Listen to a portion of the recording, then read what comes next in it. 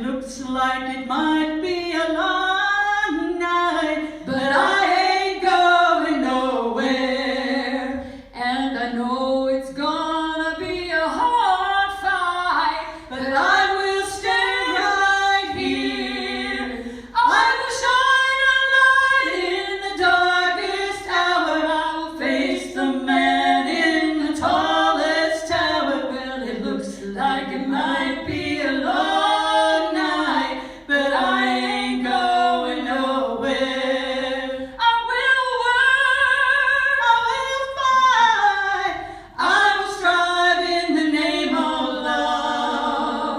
I will speak, I will shout, I will sing it to the skies above. Well, it looks like it might be a perilous climb, but I will follow your lead.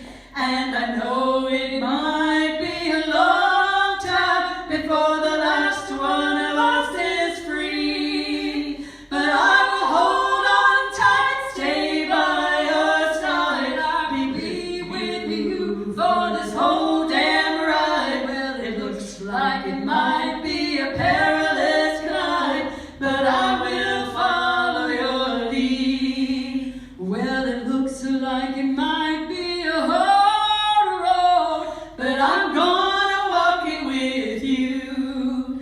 And I know you might have a heavy load, but I can carry some too. I will lift you up when they push you down. I will raise my voice and stand my ground. Well, it looks like it might be a hard road, but I'm gonna walk it with you. That's right, I'm gonna walk it with you.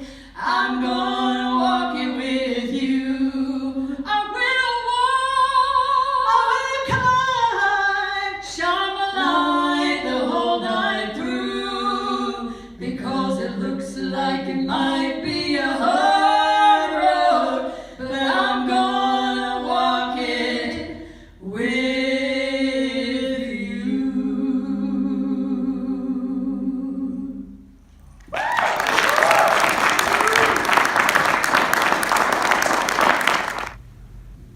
This month, we are talking about creating community, and as it just so happens, I get to speak 3 times this month.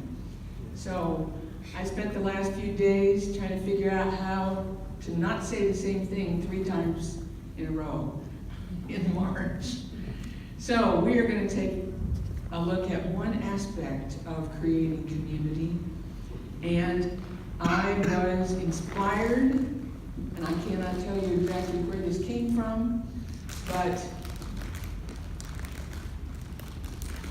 I was thinking about oneness and community, and this 13-letter motto, E Pluribus Unum, came to mind, and I thought, that's what that means. Out of many, one. It's Latin. It's interesting if you do research on this, because I got 4 different dates for when it became official, and then later read that it never became official as far as passing a law that said that this was the motto of the United States. It was the de facto model, and it's on the Great Seal of the United States until 1956, when Congress passed a law making the phrase, "In God we trust," our national motto. And it's my understanding that that was in reaction to godless communism. So, "In God we trust" was our way of saying we ain't no commies. Back in 1956, when that mattered. It's generally understood that this phrase, as far as being used as the motto, was about 13 colonies forming one nation. But I believe it has broader applications than that in general. What it does is it means to create community. to bring together not just 13 colonies and a disparate group of immigrants on the eastern seaboard, but out of any disparate group to form community, to demonstrate oneness.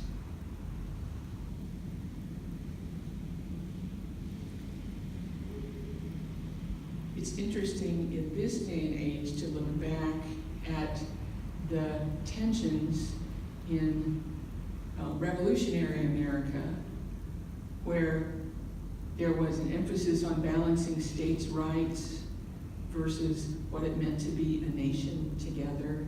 And we're still refining that, seems like.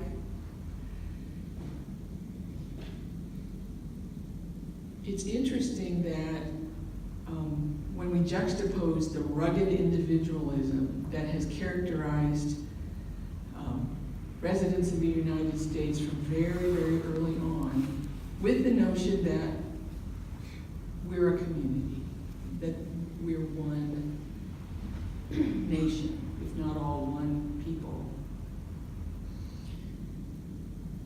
And so diversity is the many.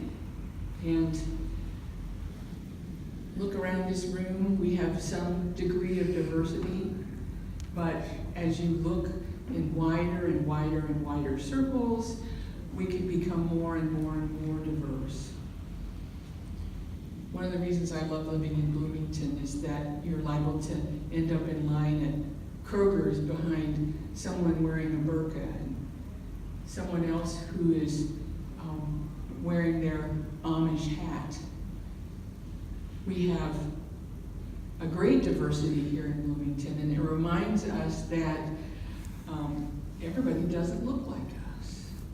And I find that refreshing.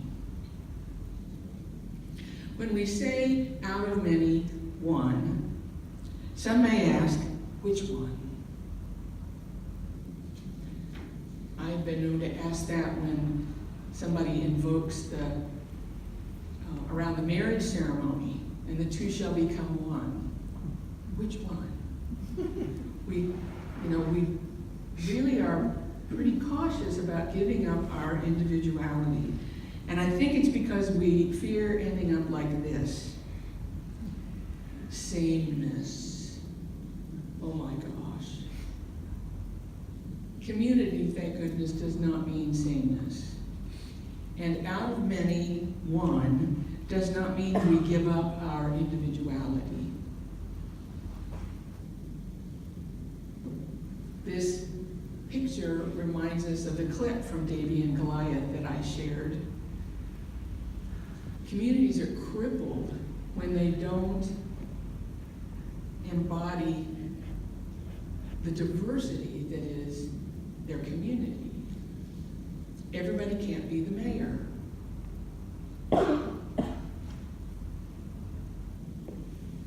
So we don't want to avoid community because we're afraid of being absorbed into the sameness of however we perceive that community. It can be said instead that people resemble pieces of a puzzle. Each piece is unique, yet each is essential to bring out a complete picture. Felix Adler said that. And I thought this image captured how we each bring our own unique piece, how much richer this little puzzle is because it has 4 colors. If everybody had blue, it wouldn't be nearly as vibrant. So each of us brings our unique gifts and talents to enrich this community, or any community of which we're a part. We don't all have to contribute a red piece to the puzzle. We need all the colors. So don't worry about being the same as everyone else. We want you to let your individual light shine. And this spiritual community will celebrate, appreciate, and welcome it.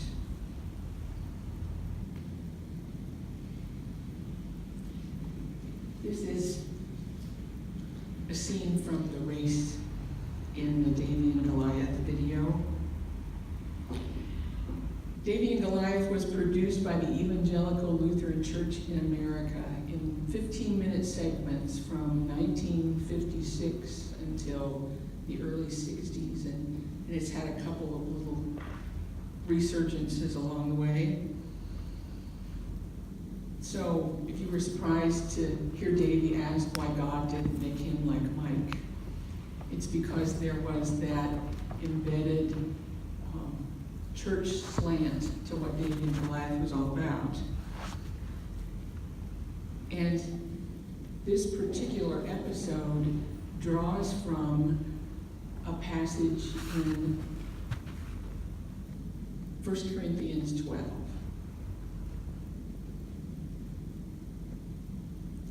There are different kinds of spiritual gifts, but the same Spirit gives them.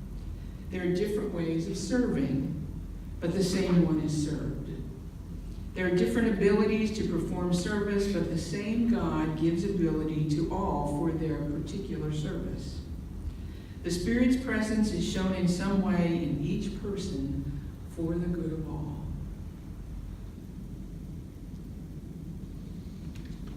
This passage goes on to talk about a metaphor that says, as a community, we form the body of Christ. And I thought this was a cool drawing of all of us together, forming that body of Christ. 1 Corinthians 1:12 goes on to say, "For just as the body is one and has many members, and all the members of the body, though many, are one, so it is with Christ. Indeed, the body does not consist of one member, but many.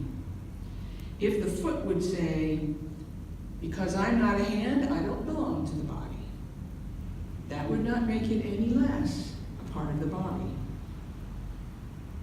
And if the ear were to say, 'Because I'm not an eye, I don't belong to the body,' that would not make it any less a part of the whole. Imagine if the whole body were an eye, where would the hearing be? If the whole body were hearing, where would the sense of smell be? As it is, there are many members, yet one body. If one member suffers, all suffer together with it.